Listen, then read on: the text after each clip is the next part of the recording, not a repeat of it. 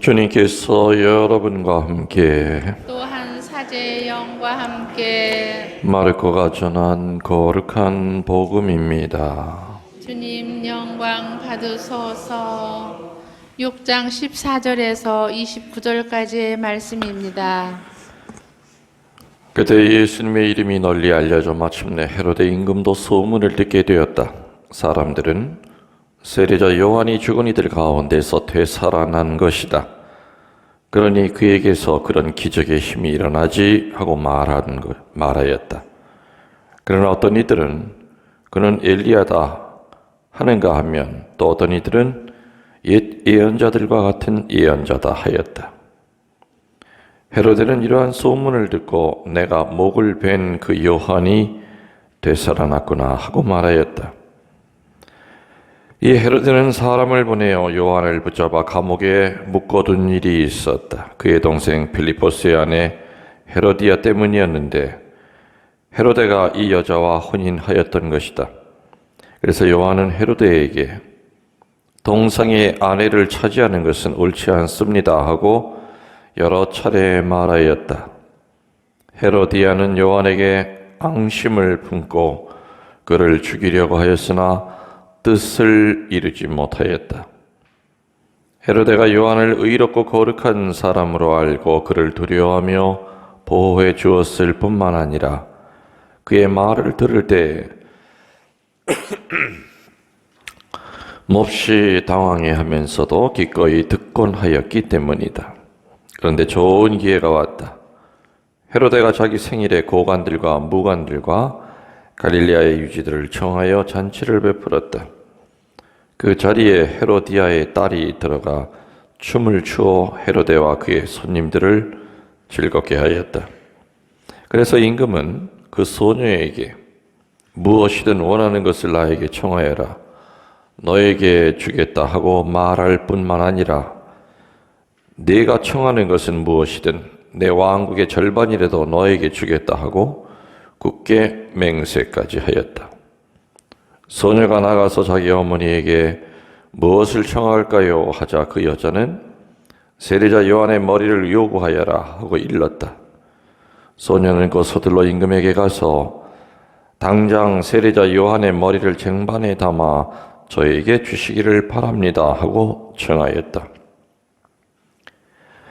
임금은 몹시 괴로웠지만 맹세까지 하였고 또 손님들 앞이라 그의 청을 물리치고 싶지 않았다. 그래서 임금은 곧 경비병을 보내며 요한의 머리를 가져오라고 명령하였다. 경비병이 물러가 감옥에서 요한의 목을 베어 머리를 쟁반에 담아다가 소녀에게 주자 소녀는 그것을 자기 어머니에게 주었다. 그 뒤에 요한의 제자들이 소문을 듣고 가서 그의 죽음을 거두어 무덤에 모셨다. 주님의 말씀입니다.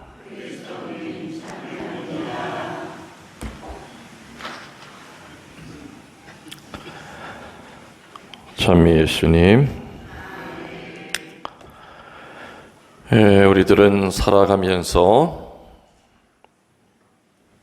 나도 모르게 또 원하든 원치 않든 간에 평가를 받습니다. 그리고 또 누구를 평가합니다. 동의하십니까?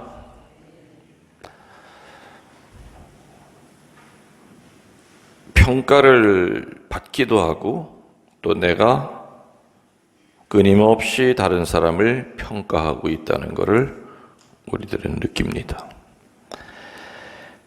근데 이 두 가지는 평가를 받거나 평가를 하는 것은 결국은 다른 사람에게서 그 원인을 제공받는 것이 아니라 결국에는 나 자신에게 있지요.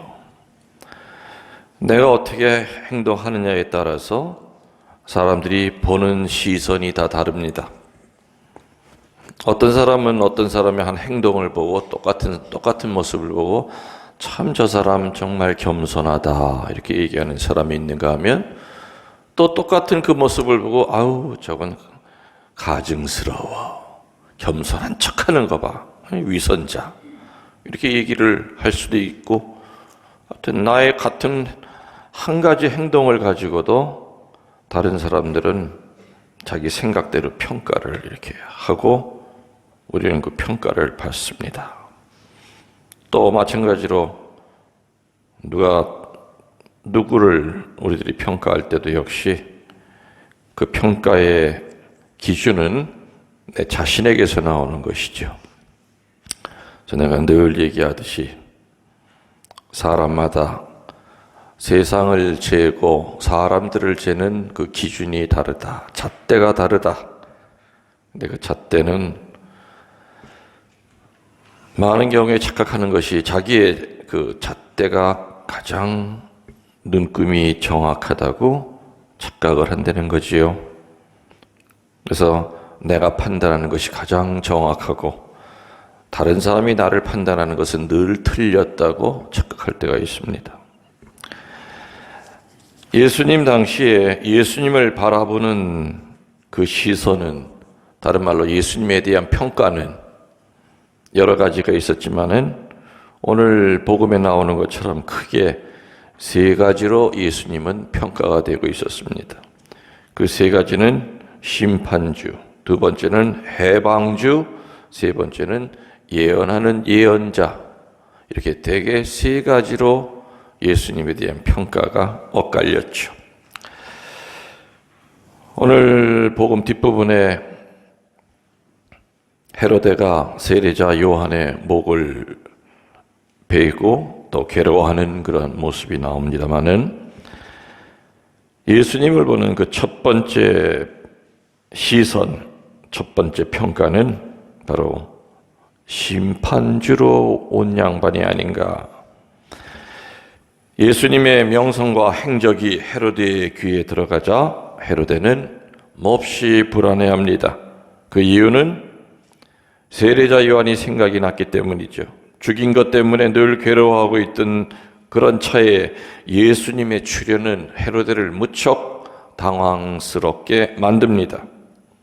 14절에 보면은 예수님의 명성을 듣고 난 다음에 뭐라 그러느냐? 내가 목을 벤 요한이 다시 살아난 것이다. 세례자 요한을 죽인 것에 대한 죄책감. 누구나 죄를 지으면, 악한 일을 행하면 온 세상이 자기 적이 됩니다. 죄를 짓고 사는 사람들은 온 세상 모든 사람이 다 자기의 적으로 생각합니다. 이게 바로 죄의식이 가져다주는 어둠 중에 하나죠. 그래서 문을 꽁꽁 닫아 걸고 삽니다. 예수님 쳐다보는 것도 중단을 합니다. 저지른 악행은 절대로 지울 수가 없기 때문에 그 죄의식이라고 하는 생각에 자꾸 깊이 잠기면 견딜 수 없는 공포와 불안 속에서 헤매게 됩니다. 세례자 요한이 자기에게 복수하기 위하여 되살아났다고 생각한 것이었죠. 그래서 예수님에 대한 이 첫 번째 평가는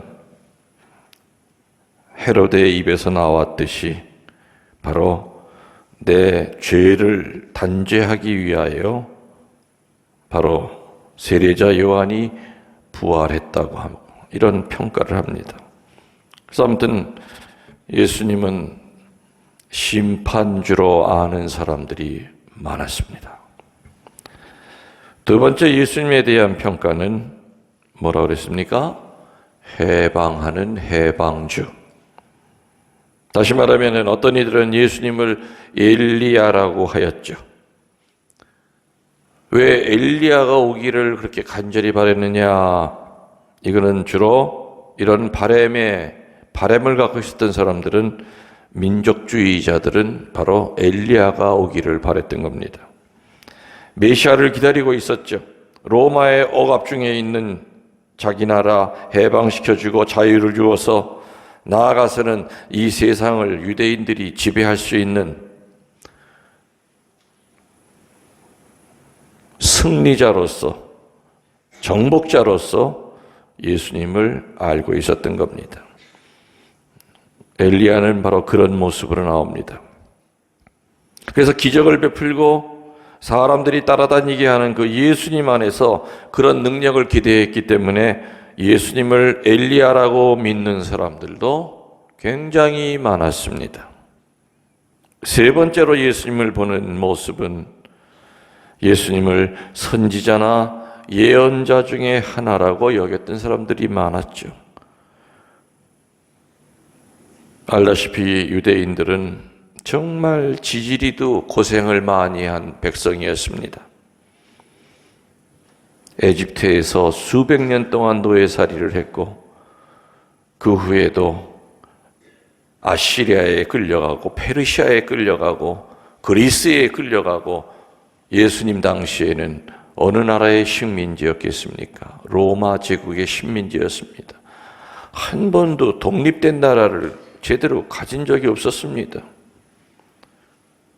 자존심이 더 상했던 것은 조상 대대로부터 우리 유대민족이 하느님에게 선택받은 선민이라고 생각했는데 이게 어떻게 된 게 선민이 이렇게 고생을 할 수가 있을까? 그래서 유일하게 선택받은 백성이라고 하는 이 선민 사상은 수도 없이 많은 고통을 겪으면서 기가 꺾입니다. 그러면서 보편적인 구원 사상으로 바뀌어갑니다. 아, 우리만 선택받은 게 아니구나. 우리 괜히 딴 생각하고 있었구나. 그래서 많은 유대인들은 하느님의 음성이 들리기를 간절히 기다리고 있었죠. 그런데 예수님의 그 가르침 안에서는 하느님의 음성을 들을 수 있었던 겁니다. 그 능력 안에서는 선지자나 예언자들이 보여줬던 바로 그런 하느님에 대한 권능을 볼 수가 있었기 때문에 예언자의 모습을 보려고 애를 썼습니다. 어느 한 사람의 행동과 말이 여러 사람에게 또 다른 색깔로 평가를 받듯이 예수님의 말씀과 행적은 그 당시 사람들에게 심판주, 무서운 심판주, 죄를 응징하는 심판주처럼 느껴지기도 했었고 또 엘리야처럼 우리 민족을 해방시키는 강력한 힘을 가진 해방주로 또 느끼기도 했었고 또 정말로 예언자나 선지자의 그 목소리를 내는 하느님의 종으로 예수님을 보기도 했을 겁니다. 이게 바로 예수님에 대한 평가입니다. 자, 그러면 과연 여러분들은 예수님을 누구라고 여기고 있고 또 다른 사람에게 설명할 때 예수님을 어떤 분이시라고 다른 이들에게 말할 수 있습니까? 죄를 짓고 쫓기는 마음으로 살아가는 헤로데처럼 공포의 하느님, 우리의 죄를 심판하는 심판주로서의 하느님의 모습으로 여러분이 알고 있고 다른 이에게 혹시 전한 적은 없습니까? 아주 오래전에 연세가 많은 수녀님을 상담을 한 적이 있었습니다. 그 수녀님은 간호사예요. 그래서 아주 외딴 곳에 가서 지금으로 따지면 보건소장, 동네마다 보건소 있죠? 그렇게 해서 아무튼 그때는 그럼 보건소가 정착이 되어 있던 시절은 아니죠. 아주 오래전에 아주 외딴 섬에 가서 그 수녀님이 아무튼 공소 예절도 이끌고 또 간단한 치료 같은 것들도 이렇게 해주고 그러셨던 분이에요. 근데 이분은 늘 우울했어요. 그래서 면담을 해보니까 그 우울한 것의 원인은 뭐냐? 근데 아무리 면담을 해도 답이 안 나와요. 그러다 내가 다시 아주 원론적으로 돌아가서 수녀님에게 물었습니다. 수녀님, 간단하게 대답해 보십시오. 수녀님에게 하느님은 어떤 분이십니까? 하고 물었더니 대답을 못해요. 하느님 하면은 떠오르는 모습이 뭡니까? 하니까 무섭대요. 어떻다고요? 무섭대요. 그래서 바로 그거로부터 이제 이 무섭다고 느끼는 그 원인이 뭔가를 이제 심리 상담을 하기 시작했는데 결국에는 그 밑에까지 파고 들어가니까 아버지였어요. 아버지가 공소회장이었고 어릴 때부터 공소 앞마당이 놀이터였대요. 근데 공소 안에 들어와서 이렇게 애들이 뛰어놀잖아요. 그럼 그 아버지한테 얼마나 많이 혼났는지 몰라요. 회초리도 많이 맞고. 그래서 늘 아버지의 입에서 나오는 하느님은 뭐냐? 너 하느님이 혼내켜. 너 벌 받아. 이 꼬마 때부터 하느님에 대한 이미지는 무서운 하느님, 심판하시는 하느님으로 그 아버지에게서 신앙의 전수를 받은 거예요. 그래서 늘 하느님이라고 생각하면은 두렵고 무서운 존재였죠. 다시 말하면 어릴 때 아버지가 심어준 그 인성의 그 영향은 대단히 컸던 겁니다. 그런 마음을 그대로 가지고 수녀원에 들어가서 수도 생활을 수십 년 동안 할 때까지도 그거를 해결한 적도 없었고 또 누구에게 드러내 보인 적도 없었죠. 저는 수녀님의 그 얘기를 듣고 난 다음에 참 너무 불쌍해 보였어요. 수도원에 들어와서 이 긴 세월 동안 할머니가 될 때까지 이렇게 수도 생활하면서 얼마나 힘이 들었을까. 그 수녀님은 예를 들어서 누가 치료하러 와서 수녀님이 정성껏 치료해줘요. 그리고 이제 수녀님 감사합니다 하고 돌아가면은 기쁠까요? 안 기쁠까요? 그렇게 기쁘려고 할 때마다 아니야, 기쁘면 안 돼. 이거 교만이야. 이거 기쁘면 안 돼.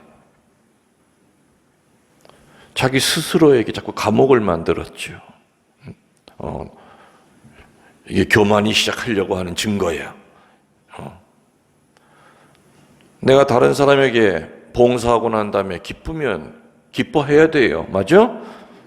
다른 사람이 치유받고 가면은 행복 느끼는 거, 그거는 권리예요.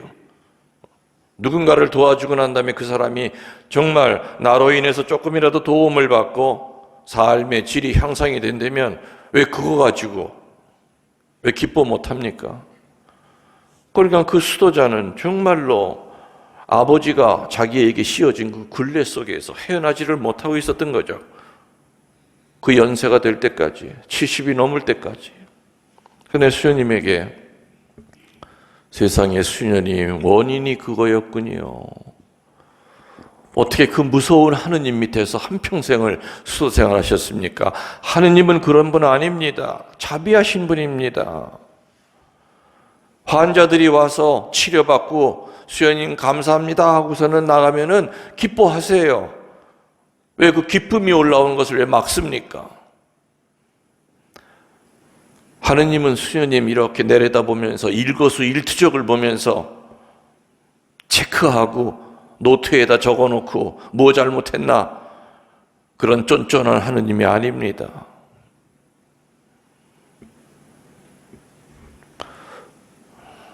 사람마다 하느님에 대한 그 이미지가 이렇게 강하게 박혀 있죠. 다르게 박혀 있습니다. 그래서 하느님을 아는 것도 중요하지만 하느님에 대하여 설명하는 것도 대단히 중요합니다. 어떨 때 주일학교 교사들 교리 가르치는 거를 이렇게 우연히 이렇게 한번 가끔 들어볼 때가 있어요. 정말 열심히 교환 준비해서 정말 착실하게 이렇게 준비해온 선생님은 그 꼬마들한테 이유식으로 만들어서 참 쉽게, 그리고 밑바탕에는 애들이 들어도 아, 하느님은 이런 분이구나, 교리에 어긋나지 않게 가리는 주일학교 선생이 있는가 하면, 또 성인 가리키는 교리 선생님이 있는가 하면, 어떤 교리교사들은 아이들을 가리키는 교리교사든 성인을 가리키는 교리교사든 간에 자기 사상을 얘기하고 자기가 마음대로 만들어낸 하느님의 모습을 전달합니다. 굉장히 위험한 거죠. 하느님에 대하여 자기가 정확히 알고 있지를 못하기 때문에 누구한테 전할 때도 심판하는 하느님으로만 전하고 해방자로만 전하고, 하느님은 종합 비타민입니다. 비타민 A만이 아니고 비타민 C만이 아니고 우리는 종합 비타민을 먹죠. 골고루.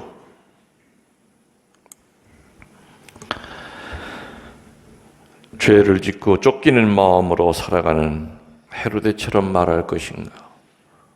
좀 전에 얘기했던, 미안담했던 그 수도자는 그야말로 늘 쫓기는 마음으로 살았던 겁니다. 나는 수연님 같은, 수연님 마음속에 있는 그 하느님 밑에서는 단 하루도 못 삽니다. 그거 어떻게 삽니까? 그렇게 무서운 하느님 밑에서 어떻게 살아갑니까? 그런 하느님을 신앙의 유산으로 남겨준 그 아버지의 잘못된 말 한마디, 까불지 마, 공소에서 뛰지 마, 벌 받아. 늘 그 하얀 백지에 그려지는 대로 모습을 간직하고 있을 그 어린아이들에게 하느님에 대한 모습을 정말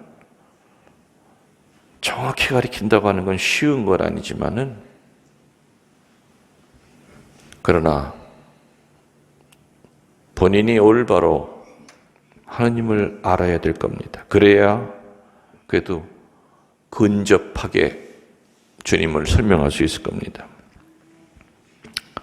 유다인들처럼 현세 생활을 윤택하게 해주는 해방자로 생각하고 그저 병 낫는 것만을 바라는 기복적인 하느님으로 알고 살아가는 아닌가? 아니면 진실한 믿음 안에 생명의 주님으로 대하면서 모시고 살고, 또 다른 이들에게도 그분은 내 생명의 주님이시요, 자비의 하느님이시요, 돌아온 탕자를 맨발로 쫓아나가 끌어안는 그러한 하느님이시요, 7번에 70번 죄를 져도 진실로 뉘우칠 때는 오히려 더 기뻐하시는 하느님이요. 그래서 우리들이 마음속에 하느님이, 여러분의 하느님 예수님에 대한 생각은 바로 그런 게 첫 번째 단추로 자리 잡고 있어야 됩니다. 근데 그 맨 앞에 무서운 하느님, 두려운 하느님, 벌 주려고 체크하고 있는 하느님, 아니죠. 숨 막혀서 못 삽니다. 진리가 너희를 자유롭게 하라고 그랬죠. 예수님 아는 사람은 자유로워져야 됩니다. 틀에 얽매고, 예수님 그렇게 사신 분이 아니었습니다. 아까도 얘기했지만 우리는 알게 모르게 평가를 받는다고 그랬어요. 예수님도 그때 당시에 예수님의 생각과는 전혀 다르게 수도 없이 많은 평가를 받았어요. 헤로데는 요한이 부활해서 자기 죽이러 왔구나, 복수하러 왔구나 생각했고, 또 민족주의자들은 로마로부터 우리 해방시키려고 한 권력의 하느님으로 알았고, 또 하느님의 목소리를 기다렸던 대부분의 선하고 착한 유대인들은 선지자나 예언자로 알았죠. 예수님은 선지자나 예언자가 아니었죠. 구약에 나오는 많은 예언자 중에 한 사람이 아니었던 겁니다. 그분은 메시아였지요. 예언자와 메시아는 다릅니다. 그죠? 삼위일체 하느님의 성자께서 오신 거였지 뛰어난 성인으로 나타나신 것이 아니었습니다. 하느님이 어떠냐 하는 이 하느님에 대한 신적인 개념, 예수님에 대한 우리들의 마음속에 담고 새겨놓고 있는 이것은 죽을 때까지 잘못되어 있을 때는 말씀을 들으면서 또 성경을 읽으면서 자꾸 수정을 해나가야 됩니다. 고쳐나가야 됩니다. 아, 주님은 그러신 분이구나. 주님은 나에게 이런 분이구나. 내가 늘 예수님을 기복으로만 생각하고 살았구나. 병 고쳐주시는 분, 집안에 어려운 일 있으면 척척 해결해 주시는 분으로만 내가 알고 살았구나. 주님을 누구십니다라고 당당하게 얘기하면서 또 다른 사람에게도 그렇게 얘기할 수 있도록 그러기 위해서 우리는 예수님을 알아야 됩니다. 선무당이 사람 잡는다는 말이 있죠. 어설프게 알아가지고 다른 사람에게 예수님을 엉뚱하게 가르쳐주고 그러면 그 사람은 그 한 사람의 우매함 때문에 한평생 하느님은 이렇게 계시는 실제로는 이렇게 여기 계신데 엉뚱하게 하느님의 그림자 속에서 허상 속에서 인생을 허비할 수가 있습니다. 그래서 정확히 알고 그 정확히 안다고 하는 것은 본인의 노력도 필요하고 성령의 도우심도 필요합니다. 그래서 어디 가든지 간에 두려워하지 말고 무슨 말을 할까 걱정하지 말라고 그랬죠. 늘 기도 가운데 성령이 함께하는 사람은 사실은 인간의 지혜로서 하느님에 대하여 전교하는 것이 아니라 성령의 힘으로 전교합니다. 그러나 성령이 함께하지 않는 사람은 그 위치가 사제이든 수도자든 주교든 성령이 함께하지 않으면은 그는 자기 머릿속에서 만들어낸 하느님을 설명하는 사람이 되게 교만한 사람이 있어요, 없어요? 있어요. 하느님에 대해서는 뭐 그냥 정말 신학 박사 그냥 학위를 몇 개 갖고 있는데 교만해. 아주 거드름을 펴. 누가 그런 사람이 아무리 박사 학위를 몇 개를 갖고 있고 잘 나가는 강사라 하더라도 그 사람의 삶 자체가 교만해 보인다면 누가 그 사람의 입에서 나오는 하느님의 말을 듣고 하느님을 가슴에 새길 수 있겠습니까? 그릇이 정결하고 겸손하고 깨끗할 때는 거기 담겨있는 물도 맑고 깨끗한 생수가 되지만 그러나 헌데투성이의 그릇에는 자꾸 이끼도 끼고 별의별 게 다 낄 겁니다.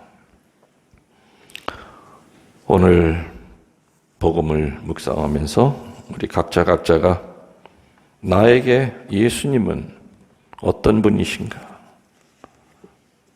다른 사람에게 예수님을 설명할 때 제대로 설명한 적이 있었는가?